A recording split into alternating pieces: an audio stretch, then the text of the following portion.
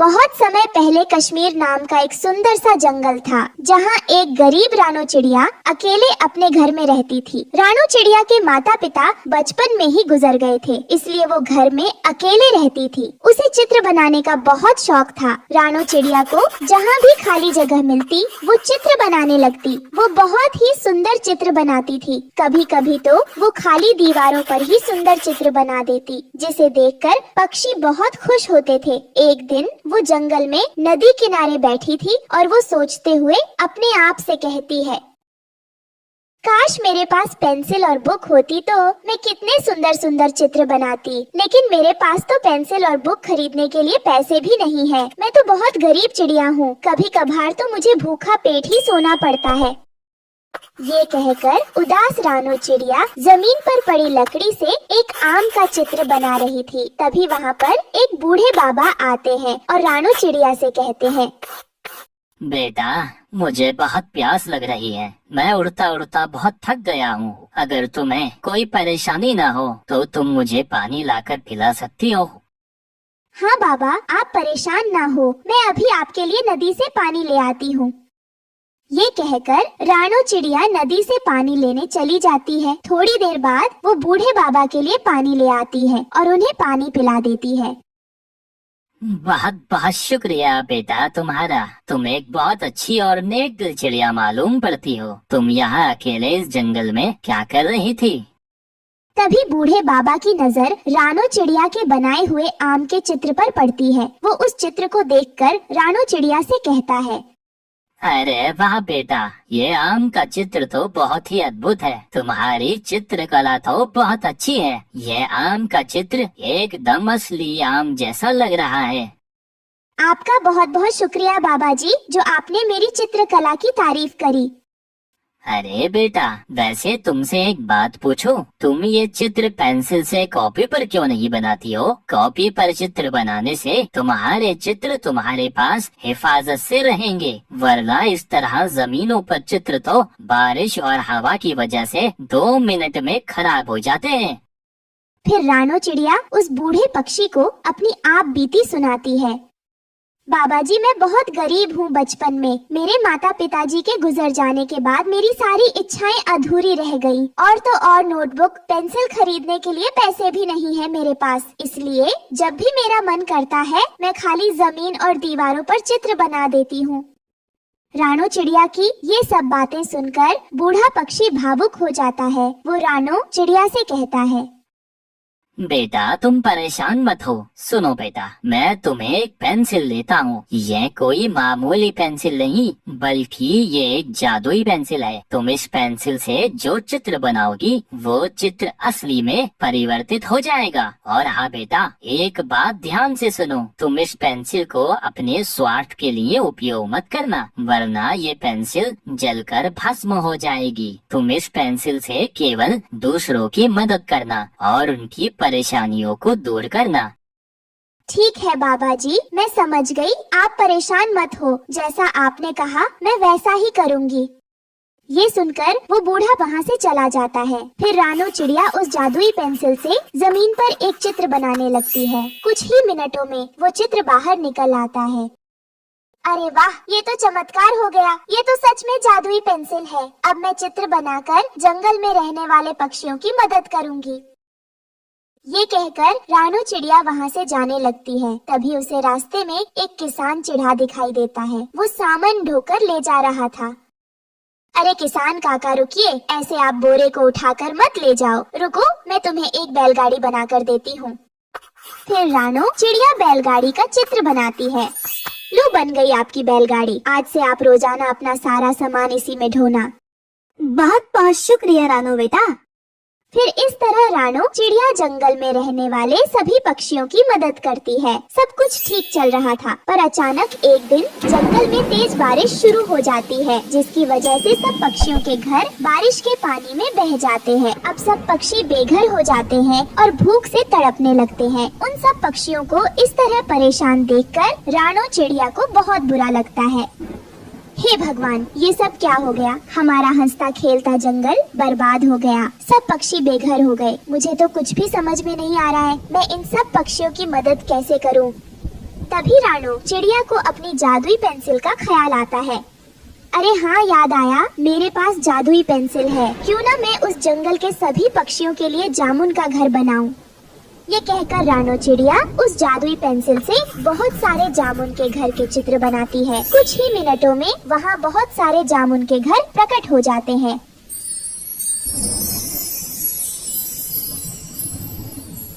जिसे देखकर सब पक्षी बहुत खुश होते हैं। अरे वाह रानो चिड़िया, ये जामुन के घर तो बहुत सुंदर है। तुम्हारा बहुत बहुत शुक्रिया जो तुमने हमारी इतने बुरे वक्त में मदद की। हम सब पक्षी तुम्हारा ये एहसान कभी नहीं चुका पाएंगे। फिर वो सब पक्षी उस जामुन के घर में रहने लगते हैं। तभी रानो चिड़िया का पड़ोसी कालू कौवा रानो से कहता है, बेटा रानो, तुम इतने सारे चमत्कार कैसे कर लेती हो? कालू अंकल, वो सब चमत्कार इस जादुई पेंसिल का है। जो चाहिए उसका चित्र बना दो, तुरंत वो चीज चित्र से बाहर आ जाएगी।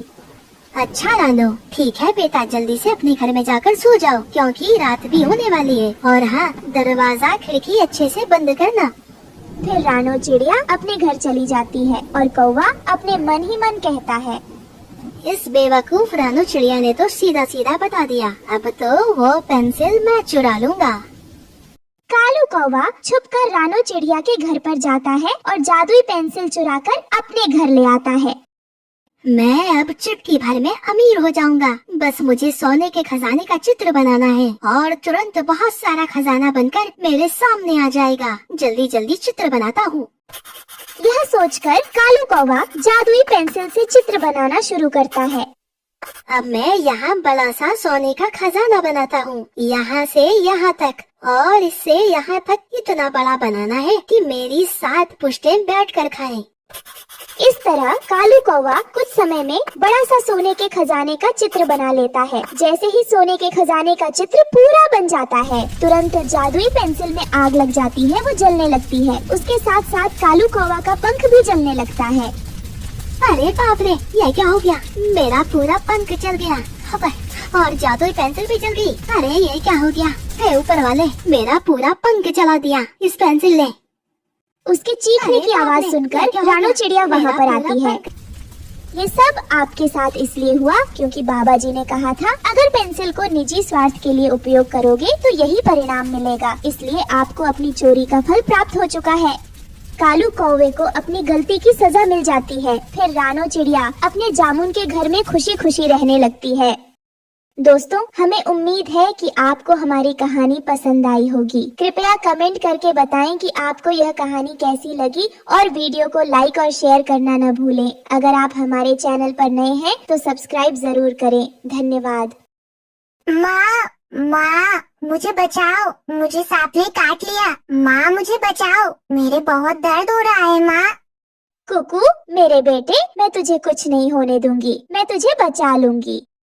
रानो चिड़िया अपने पति टुन्नू चिढ़ा और अपने 2 बच्चों के साथ रहती थी। रानो चिड़िया और उसके पति टुन्नू ने लव मैरिज की थी, जिस वजह से रानो की सास ने उन दोनों को घर से निकाल दिया था। तब वो दोनों अलग एक घर में रहते थे, लेकिन अचानक से कुछ दिनों बाद एक चील उसके पति पर हमला कर देता है, जिस वजह से उसके पति की मौत हो जाती है। वो मेहनत मजदूरी करके अपने बच्चों का पेट पालती है। फिर ऐसे ही कुछ दिन बीत जाते हैं और एक दिन जंगल में तेज बारिश शुरू हो जाती है। बारिश इतनी तेज थी कि जंगल में बाढ़ आ जाती है और पक्षियों के घर डूबने लगते हैं। तेज बारिश की वजह से रानो का घर भी टूट जाता है। तब रानो अपने दोनों बच्चों को लेकर अपनी सास के घर आती है, लेकिन उसकी सास तो उसे देखकर दरवाजा भी नहीं खोलती है। माँ जी, दरवाजा खोलिए प्लीज। माँ जी, हमें कुछ दिनों तक अपने घर में रख लीजिए, हमारा घर इस तेज बारिश में टूट गया है। माँ जी, प्लीज दरवाजा खोलिए। तभी अंदर से एक आवाज आती है, देख रानो, तू चुपचाप यहाँ से चली जा, मेरा दरवाजा मत बजा। मेरे बेटे को तो खा गई, अब क्या मुझे भी खाने आई है? चल निकल जा यहाँ से, कल मुझे कहीं की। माँ जी, ज्यादा नहीं तो सिर्फ आज के लिए हमें अपने घर में रख लीजिए। माँ जी, बाहर बहुत तेज बारिश हो रही है, मेरे बच्चे बारिश में भीग रहे हैं और तो और जंगल में बहुत पानी भी भरा है। प्लीज माँ जी, हमें आज अपने घर में रख लीजिए। नहीं रानो, बिल्कुल नहीं। मैं तुझे अपने घर में नहीं आने दूंगी। अगर तूने मेरे घर के अंदर आकर चोरी कर ली तो चोरनी कहेगी। चली जा यहाँ से, अपने बच्चों को भी साथ लेकर जा, फिर दोबारा अपना चेहरा मुझे मत दिखाइयो। माँ जी प्लीज, आप हमें अपने घर के अंदर रख लो। और आप ऐसा क्यों कह रही है कि हम चोरी करेंगे? हम आपके घर में क्यों चोरी करेंगे? चलो आप मुझे, नहीं तो आप अपने इन छोटे छोटे बच्चों को ही रख लो। देख रानो, अब बहुत हो गया। तू चुपचाप से अपने इन बच्चों को लेकर यहाँ से चली जा। अगर तू नहीं गई तो मैं तुझे धक्के मारकर यहाँ से भगा दूंगी। और वैसे भी हमारा तुझसे कोई नाता नहीं है जो मैं तुझे अपने घर में रखूं। इसलिए अब तू चली जा यहाँ से। मेरा ज्यादा दिमाग मत पका, बहुत हो गया तेरा नाटक।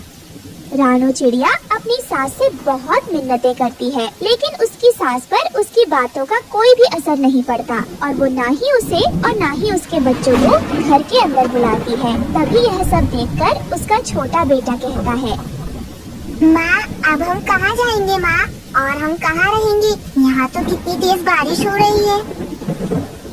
मेरे बेटे तुम चिंता मत करो, सब ठीक हो जाएगा। हाँ याद आया, मैंने आज सुबह लाडो की बातें सुनी थी। वो कह रही थी कि दूसरे जंगल में बारिश नहीं हो रही है, तो हम ऐसा करते, हम भी दूसरे जंगल ही चलते हैं, क्योंकि अब हमारे पास वहाँ जाने के सिवाय और कोई रास्ता नहीं है। मम्मा क्यों ना हम इस जंगल में किसी पेड़ के नीचे रहे तो? नहीं कुकू बेटा, अगर ऐसे हम रहेंगे तो जंगल के पक्षी हमें रहने नहीं देंगे, वो हमें ताने देंगे। इसलिए अब हमें यहाँ से दूर जाना होगा। और वैसे भी भगवान ने जो हमारे नसीब में लिखा है वो तो होकर ही रहेगा। फिर रानो चिड़िया अपने दोनों बच्चों को लेकर पहाड़ों वाले जंगल की तरफ जाती है। वहाँ पहुँचकर वो तीनों देखते हैं कि वहाँ तो खाने के लिए पेड़ों पर बहुत से फल भी लगे हुए थे। मम्मा अब तो हम यहाँ आराम से रह सकते हैं और हमें यहाँ खाने की भी कोई परेशानी नहीं होगी, क्योंकि इन पेड़ों पर तरह तरह के मीठे फल लगे हुए हैं। हम इन्हें खाकर अपना पेट भर लेंगे और हम आराम से रहेंगे। हाँ माँ, गुड़िया बिल्कुल ठीक कह रही है। और तो और इस जंगल में बाढ़ का पानी भी नहीं आ सकता है। यहाँ तो पेड़ पौधों की ठंडी हवा है। माँ अच्छा हुआ कि उस जंगल में बाढ़ आ गई। कम से कम हम इतने अच्छे जंगल में तो आ गए। अब हम यहाँ आराम से रह सकते हैं। बेटा बाढ़ आना अच्छी बात नहीं है, क्योंकि बाढ़ में जान और माल दोनों का ही नुकसान होता है। अच्छा ही हुआ कि हम इस जंगल में आ गए, नहीं तो हम जिंदा नहीं बचते। लेकिन हमें यहाँ रहने के लिए एक घर बनाना होगा, क्योंकि इस जंगल में जंगली जानवर भी रहते होंगे, कहीं वो हमें खा ना ले। लेकिन मम्मा हम घर बनाएंगे किससे? बेटा हम लकड़ियों और घास फूस वगैरह से अपना घर बना लेंगे। हाँ माँ, मैं अभी पेड़ के ऊपर चढ़कर लकड़ियाँ तोड़ता हूँ। नहीं मेरे बच्चों, पेड़ में भी तो जान होती है और हम उन्हीं की वजह से जीवित रह पाते हैं और सांस लेते हैं, और वही हमें खाने के लिए फल भी देते हैं। तो हमें उन्हें ऐसे काटना या तोड़ना नहीं चाहिए, यह गलत बात होती है। बेटा हम जंगल में से सूखी लकड़ियाँ ढूंढेंगे और उन्हीं से अपना घर बनाएंगे। इस जंगल में हमें बहुत सारी सूखी लकड़ियाँ मिल जाएंगी। फिर रानो चिड़िया अपने बच्चों की मदद से लकड़ियाँ इकट्ठी करने लगती है और कुकू भी नदी की तरफ घास लेने चला जाता है। तब रानो से आवाज लगाकर कहती है, कुकू मेरे बेटे तुम वहाँ अकेले मत जाओ, पहले हम लकड़ियों से घर बना लेते हैं, फिर बाद में हम दोनों साथ जाएंगे घास लेने। लेकिन कुकू तो अपनी मम्मा की बात नहीं सुनता और वो अकेला नदी की तरफ आ जाता है। तभी वो जोर से चिल्लाने लगता है, मम्मा मम्मा जल्दी आओ, मम्मा जल्दी आओ। फिर रानो और गुड़िया जल्दी से कुकू के पास आती है। क्या हुआ कुकू बेटा, तुम ऐसे जोर से क्यों चिल्ला रहे हो? क्या हुआ जल्दी बताओ। माँ मुझे एक जहरीले सांप ने काट लिया है। यह बात सुनकर तो गुड़िया और रानो के पैरों तले जमीन खिसक जाती है। तभी कुकू ये बात कहकर बेहोश हो जाता है। कुकू मेरे भाई तुम्हें क्या हो गया? उठ जाओ, क्या हुआ तुम्हें? कुकू मेरे बेटे उठ जा, क्या हो गया तुझे? हे भगवान, मैंने आपका क्या बिगाड़ा है जो आप मेरे साथ ऐसा कर रहे हो? पहले आपने मेरे पति को मुझसे छीन लिया, फिर घर, और अब मेरा बेटा। नहीं ऐसा मत करो, मेरे बेटे को मुझे वापस कर दो, मैं आपसे विनती करती हूँ। तभी वहाँ लगे गुलाब के फूल में से आवाज आती है, रानो, मैं एक जादुई गुलाब का फूल हूँ। मैंने तुम्हारी बातें सुनी जब तुम अपने बच्चों को पेड़ पौधों के बारे में समझा रही थी। मुझे बहुत अच्छा लगा। मैं तुम्हारे बेटे को दोबारा जिंदा कर रहा हूँ। कहीं मैं कोई सपना तो नहीं देख रही? रानो, तुम कोई सपना नहीं देख रही हो। तुम जो कुछ भी सुन रही हो सब कुछ सच है। मैं अभी तुम्हारे बेटे को जिंदा कर देता हूँ और तुम्हारे सामने जादुई गुलाब का एक घर बना देता हूँ। बस तुम अपनी आंखें बंद कर लो और जैसा घर तुम बनाने के लिए सोचोगी वैसे ही घर तुम्हारे सामने बनकर तैयार हो जाएगा। फिर रानो अपनी आंखें बंद कर लेती है और वो आंखें बंद करके जैसा घर अपने मन में सोचती है वहाँ वैसा ही एक जादुई गुलाब का सुंदर सा घर बनकर तैयार हो जाता है। वो घर दिखने में बहुत सुंदर लग रहा था और फिर कुकू भी ठीक हो जाता है। माँ, गुड़िया, आप दोनों ये क्या कर रही हो? कुकू, तुम ठीक हो ना मेरे बेटे? माँ, मुझे क्या हुआ था? मैं तो बस सोया हुआ था। लेकिन माँ, इतनी सी देर में आपने इतना सुंदर सा घर बना लिया। घर? कौन सा घर बेटा? फिर जैसे ही रानो सामने की तरफ देखती है तो वहाँ उसे एक सुंदर सा विशाल जादुई गुलाब का घर दिखाई देता है। जैसा रानो ने सोचा था वैसा ही। मम्मा, ये घर तो बहुत अच्छा है और ये बिल्कुल फूलों की तरह महका रहा है। हाँ बेटा, क्योंकि ये जादुई गुलाब का घर है। फिर इस तरह से रानो अपने दोनों बच्चों के साथ अपने जादुई गुलाब घर में खुशी खुशी रहने लगती है। जंगल में आलसी कौवा का एक परिवार रहता था। वो कौवा और कौवी मेहनत करना नहीं जानते थे, इसलिए टूटे फूटे घर में रहते थे। सुबह सुबह रानो चिड़िया उनके पास आती है। वह देखती है कि वो दोनों पति पत्नी सो रहे थे। वो उन्हें आवाज लगाकर जगाती है। कालू, अरे ओ कालू, गोरी, अरे ये क्या तुम दोनों तो अभी तक सो रहे हो? गोरी बहन उठे, सूरज सर पर चढ़ आया है और आप अभी तक सो रहे हैं। आप दोनों को दाना लेने नहीं जाना क्या? चलिए, बहुत देर हो रही है वरना दाना खत्म हो जाएगा। तभी गोरी कौवी नींद में बोलती है। रानो चिड़िया, अभी सुबह के 7 ही तो बजे हैं। तुम रोज सुबह सुबह आकर हमारी अच्छी भली नींद खराब कर देती हो। गौरी बहन, मुझे क्या परेशानी आपकी नींद से? वो तो आपने ही मुझसे कहा था जब मैं भोजन लेने जाऊं तो आपको पता दिया करो, इसीलिए मैं रोजाना आपके घोंसले में आती हूँ आपको जगाने। अच्छा ठीक है कालू, अरे ओ कालू, जाओ रानो चिड़िया के साथ जाओ और भोजन लेकर आओ। कल मैं गई थी भोजन लेने, आज तुम्हारी बारी है। चलो जल्दी उठो। ये सुनकर कालू कौवा आलस में आकर कहता है। गौरी, मेरी कमर में बहुत दर्द है। आज तुम ही चली जाओ, मैं कल जाऊंगा भोजन लेने। आज तुम चली जाओ रानो चिड़िया के साथ। हाय मेरी कमर, मर गया रे। कालू, मैं जानती हूँ यह तुम्हारा कोई नया बहाना है। मैं नहीं जाऊंगी तो मतलब नहीं जाऊंगी। आज तो तुम्हें ही जाना होगा। मैं कोई बहाना नहीं सुनने वाली। गौरी, तुम्हारी कसम, मैं सच बोल रहा हूँ। बहुत दर्द है मेरी कमर में आज। सुनो कालू, मेरी झूठी कस्में मत खाया करो। अभी तो मुझे बहुत जीना है। अरे तुम दोनों चुप हो जाओ, हर बात पर तुम दोनों झगड़ने लगते हो। नहीं जाना भोजन लेने तो मुझे साफ साफ बोल दो, मेरा यूं समय बर्बाद मत करो। नहीं रानो चिड़िया, मैं चलती हूँ तुम्हारे साथ। मेरा पति बुढ़ा हो गया बुढ़ा, क्या पता सचमुच इसकी कमर में दर्द हो रहा हो। ये सुनकर तो कालू को बहुत गुस्सा आता है। वो गौरी से कहता है। बुढ़ा? बुढ़ा किसे कहा? बुढ़ा होगा तुम्हारा बाप, मैं तो अभी जवान हूँ।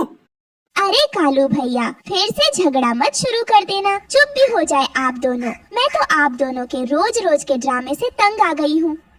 अच्छा रानो चिड़िया, तुम उस तरफ जाओ, मैं इस तरफ जा रही हूँ। जिसे जो भोजन मिलेगा वो आपस में हम बांट लेंगे। ऐसा कहकर गौरी कौवी और रानो चिड़िया अलग अलग दिशाओं में भोजन ढूंढने लगती हैं। तभी गौरी कौवी को एक फल दिखता है। अरे वाह, यह मीठा फल तो मैं ही खाऊंगी। कौन सा? उस रानो चिड़िया को क्या पता कि मैंने मीठे फल खाए हैं या नहीं। मैं तो झूठ बोल दूंगी। फिर गौरी कौवी मजे मजे से वो फल खा लेती है। थोड़ी देर बाद रानो चिड़िया वहाँ कुछ भोजन लेकर आती है, जिसे देखकर गौरी कौवी उससे झूठ बोलती है। रानो चिड़िया, क्या तुम्हें भोजन मिला? मुझे तो कुछ भी नहीं मिला। बहुत जोरों से भूख लगी है मुझे।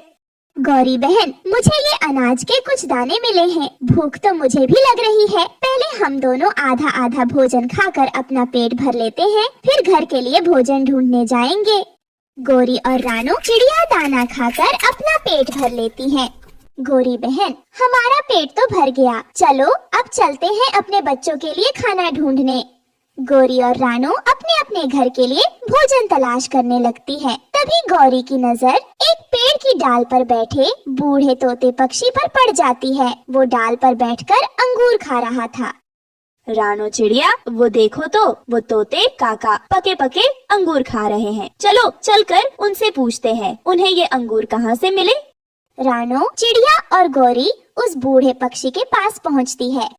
अरे बूढ़े काका, आप ये पके पके अंगूर खा रहे हैं, ये कहाँ मिले आपको? हमने तो बहुत ढूंढा पर हमें कहीं भी भोजन नहीं मिला। कृपा करके हमें बताएं, आपको यह अंगूर कहाँ से मिले? हमारे बच्चे घर पर भूखे हैं।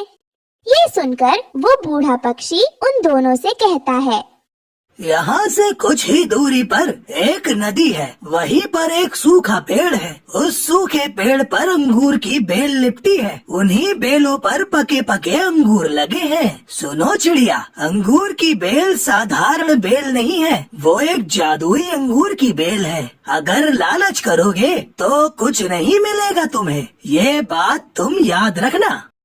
उस बूढ़े पक्षी की बात सुनकर रानो चिड़िया और गौरी सूखे पेड़ की तरफ उड़ जाती है। तब वो जादुई अंगूर की बेल उनसे बोलती है, स्वागत है आपका हमारे अंगूर की बेल पर कि आप दोनों हमारे अंगूर खाने आई हैं। पेड़ जी, हमने तो अपना पेट थोड़े थोड़े दाने से भर लिया, पर हमारे बच्चे घर पर भूखे हैं, वो हमारा इंतजार कर रहे हैं। हमें उनके लिए अंगूर चाहिए, वही लेने हम आए हैं। रास्ते में हमें बूढ़े काका मिले थे, उन्होंने हमें इस बेल के बारे में सब कुछ बताया और हम लालच नहीं करेंगे। कृपया करके आप हमें थोड़े अंगूर दे दीजिए। ठीक है, फिर आप दोनों मेरी बेल से अंगूर की गुच्छे ले सकती हो। वैसे भी मैं हमेशा जरूरतमंदों की सहायता करती हूँ, आपकी भी सहायता करके मुझे बहुत अच्छा लगेगा। रानो चिड़िया और गौरी अंगूर के एक एक गुच्छे लेकर वहाँ से चली जाती है। बच्चों ये देखो, आज मैं तुम्हारे लिए क्या लाई हूँ। मीठे मीठे अंगूर तुम लोगों को बहुत पसंद है ना? उधर कालू कौवा भी अंगूर देखकर बहुत खुश होता है। अंगूर, ये मीठे मीठे अंगूर, मजा आ गया। गौरी, ये अंगूर तुम्हें कहाँ से मिल गए? कालू, अब तो हम बिना मेहनत किए हर रोज मीठे मीठे अंगूर खाएंगे। फिर गौरी को भी कालू कौवे को सारी बात बता देती है। गौरी, अगर उस बूढ़े काका ने दूसरे पक्षियों को बता दिया अंगूर के बारे में, तो सारे पक्षी जादुई अंगूर खाने पहुंच जाएंगे और जादुई अंगूर खत्म हो जाएंगे। पर मेरे पास एक आइडिया है, मैं ऐसा नहीं होने दूंगा। आज हम रात ही अपना घोंसला उस सूखे पेड़ पर ले जाकर रख देंगे और पक्षियों को अंगूर खाने नहीं देंगे। जो पक्षी अंगूर खाने आएगा उन्हें हम भगा देंगे। अगले दिन जब रानो चिड़िया जादुई अंगूर लेने जा रही थी, तो रास्ते में उसने देखा लाडो चिड़िया उदास बैठी थी। तभी रानो ने लाडो से पूछा, क्या हुआ लाडो बहन, आप इस तरह उदास क्यों बैठी हो? रानो बहन, मैंने 2 दिनों से कुछ नहीं खाया। लाडो बहन, आप चले मेरे साथ, मुझे जादुई अंगूर के बेल के बारे में पता चला है। आप भी वहाँ से अपने खाने के लिए अंगूर ले लेना। ये कहकर रानो चिड़िया लाडो चिड़िया के साथ उड़ती हुई जादुई अंगूर के बेल के पास पहुंचती है। वो देखती है कि कालू और गोरी मजे मजे से पके पके अंगूर खा रहे थे। अरे गोरी बहन, आपने तो अपना घोंसला ही यही लगा लिया। गोरी, आ गई चिड़िया और अपने साथ लाडो चिड़िया को भी लेकर आई है। इसे जल्दी भगाओ यहाँ से, मैं ये जादुई अंगूर किसी को खाने नहीं दूंगा। भाग जाओ यहाँ से चिड़िया, नहीं तो मार मार कर एक एक की हड्डी पसली तोड़ दूंगा। ये आप क्या बोल रहे हो कालू भैया? ये जादुई अंगूर तो सभी पक्षियों का साझा है। इस जादुई अंगूर की बेल पर हम सब पक्षियों का हक है। आप हमें ये अंगूर खाने से नहीं रोक सकते। ए चिड़िया, ये जादुई अंगूर की बेल अब से हमारी है, इस पर हमारा कब्जा है। मैं और मेरी पत्नी गोरी इस अंगूर की बेल के मालिक हैं। ज्यादा चूचपड़ की तो जान से मार दूंगा। जान बचाकर भाग जाओ यहाँ से, वरना अंजाम अच्छा नहीं होगा। ये सुनकर रानो चिड़िया और लाडो चिड़िया डर जाती है और जैसे ही वो वहाँ से जाने को होते हैं, तभी वो जादुई अंगूर की बेल बोलने लगती है। सच्चे पक्षी ईमानदार पक्षी खाए मेरे मीठे अंगूर, बुरे पक्षी बेईमान पक्षी खाए मेरे पत्थर के अंगूर। ये सुनकर कालू कौवा को बहुत गुस्सा आता है। गोरी, सुना तुमने? ये जादुई अंगूर की बेल क्या बोल रही है? खुद तो सूख गई पर इसकी जुबान बंद नहीं हुई। खाऊंगा खाऊंगा, मैं तो अकेला ये सारे अंगूर खाऊंगा, क्योंकि अब इस जादुई अंगूर के बेल के मालिक हम हैं। इतना कहकर कालू कौवा जैसे ही अंगूर खाने लगता है, तभी वो अंगूर पत्थर के बन जाते हैं। हाय, मैं मर गया, मेरे दांत टूट गए। गोरी, ये तो पत्थर के अंगूर हैं। ये देखकर रानू चिड़िया और लाडो चिड़िया जोर जोर से हंसने लगती है। मैंने कहा था ना, बुरे पक्षी, बेईमान पक्षी खाए मेरे पत्थर के अंगूर। ये सुनकर कालू और गोरी डर के मारे वहाँ से उड़ जाते हैं। फिर रानू चिड़िया और लाडो चिड़िया एक एक अंगूर का गुच्छा लेकर वहाँ से अपने अपने घर चली जाती हैं। प्यारे दोस्तों, इस कहानी से हमें यही सीख मिलती है कि हमें कभी लालच नहीं करना चाहिए। दोस्तों, आपको हमारी आज की कहानी कैसी लगी? हमारी कहानी को लाइक करें, कमेंट करके अपनी राय हमें दें। आपके कमेंट और लाइक हमारे हौसले को बढ़ाते हैं। अगर आप हमारे चैनल पर नए आए हैं तो हमारे चैनल को सब्सक्राइब करना ना भूले। आपका धन्यवाद। दोस्तों, आपको हमारी आज की कहानी कैसी लगी? हमारी कहानी को लाइक करें, कमेंट करके अपनी राय हमें दें। आपके कमेंट और लाइक हमारे हौसले को बढ़ाते हैं। अगर आप हमारे चैनल पर नए आए हैं तो हमारे चैनल को सब्सक्राइब करना ना भूले। आपका धन्यवाद।